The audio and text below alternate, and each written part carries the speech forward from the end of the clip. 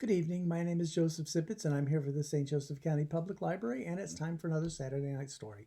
And tonight I'll be reading from the Oxford Book of 20th Century Ghost Stories, edited by Michael Cox. It's a library book. And the story I'll be reading is called Blind Man's Bluff, and it's by H. Russell Wakefield. And as a way of introduction, I guess that nowadays the market for homes is very difficult. And it's really, really difficult to find something in your price range. Well, there are worse problems you could have.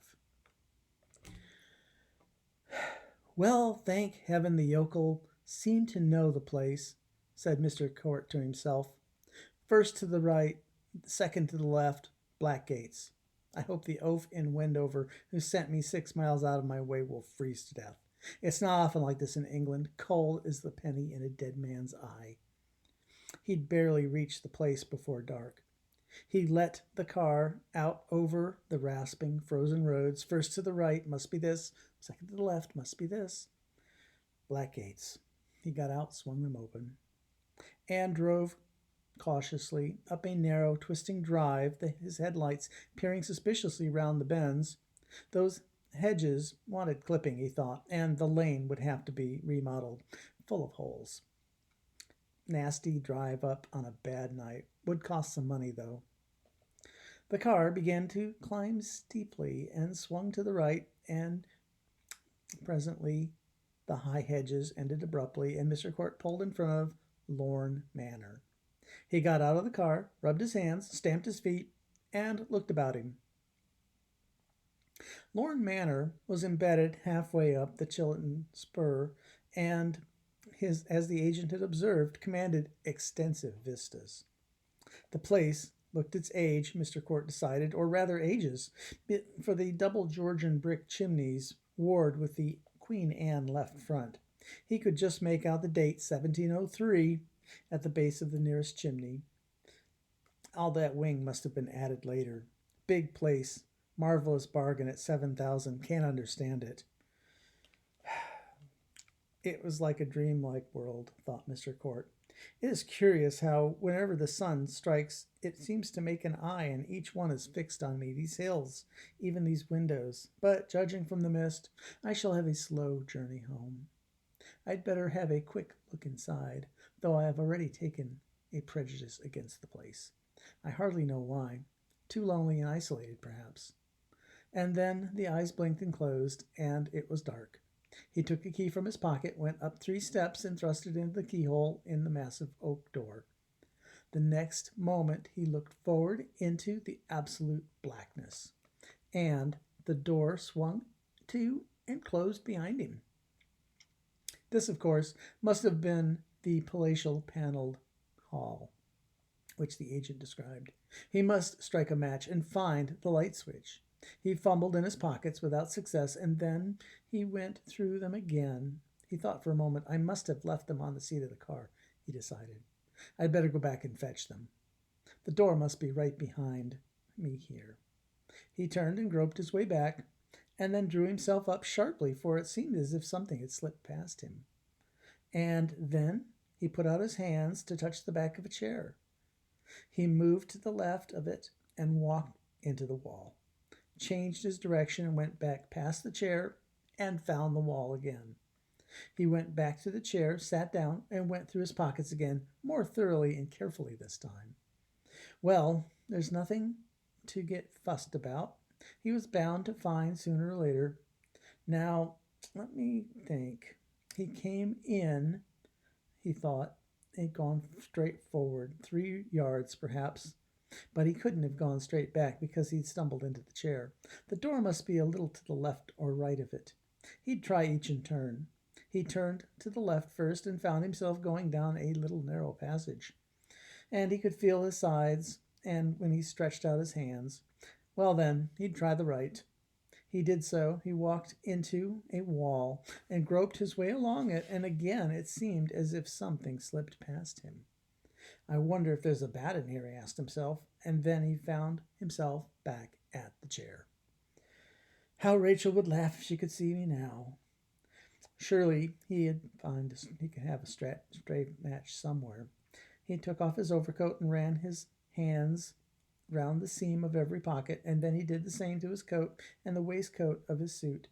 And then he put them on again. Well, he'd try again. He'd follow the wall along. He did so, and found himself in a narrow passage. Suddenly, he was about to shoot out his right hand, for he had the impression that something had brushed his face very lightly. I'm beginning to get a little bored with that bat, and with this blasted room generally, he said to himself.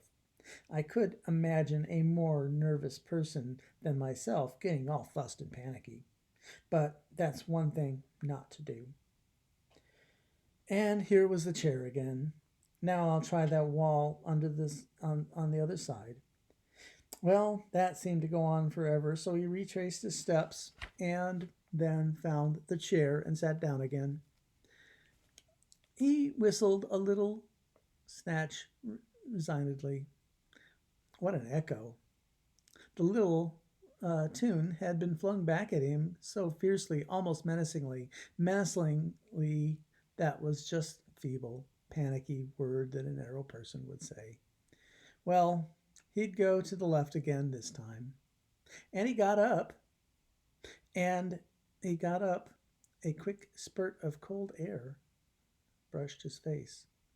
Is anyone there? He said.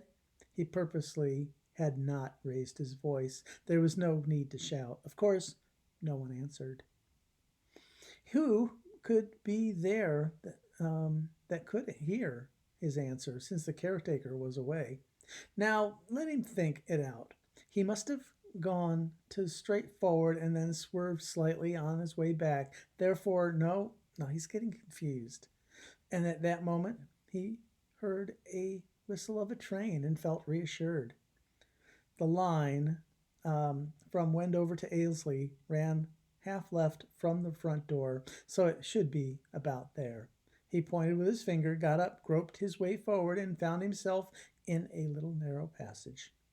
Well, he must turn back and go to the right this time. He did so, and then suddenly something slipped just past him, and then he scratched his fingers slightly on the brocade of the chair.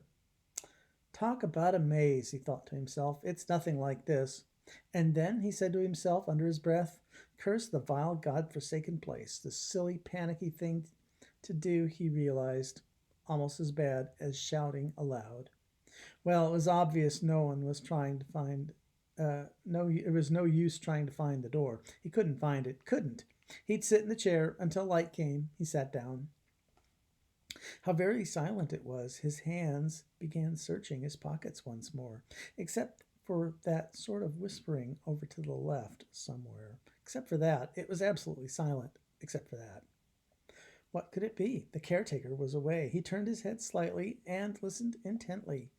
It was almost as if there were several people whispering together. One got curious sounds in old houses. How absurd it was. Their chair couldn't be more than 3 or 4 yards from the door. There was no doubt about that. I must be slightly to one side or the other. He'd try the left once more. He got up, and something lightly brushed his face. Is anyone there? He said, and this time he knew he had shouted. Who touched me? What's that? Whispering. Who's whispering? Where's the door? What a nervous fool he was to shout like that, and yet someone outside might have heard him. He went groping forward again and touched the wall. He followed it along, touching with his fingertips, and there was an opening. The door it must be, and he found himself going down a little narrow passage.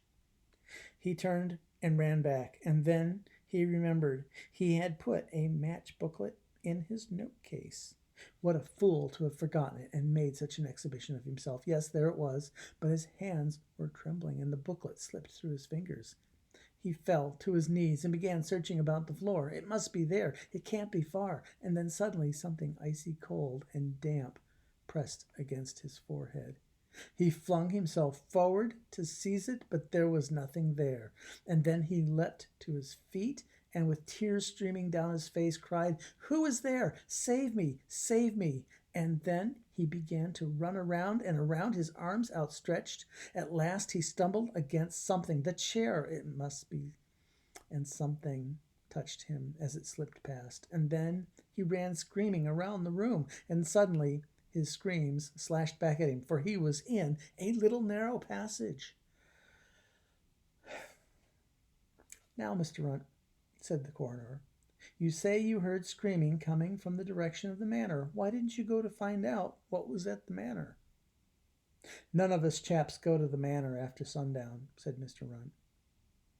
Oh, well, I know there's some absurd superstition about the house, but you haven't answered the question. There were screams, obviously coming from someone who wanted help.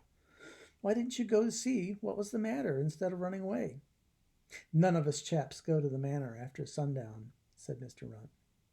Don't fence with the question. Let me remind you that a doctor said Mr. Court must have had a seizure of some kind, and that had help been quickly forthcoming, his life might have been saved. Do you mean to tell me that even if you had known this, you would have still acted in so cowardly a way? Mr. Runt fixed his eyes on the ground and fingered his cap. None of us chaps goes to the manor after sundown, he repeated. Good night.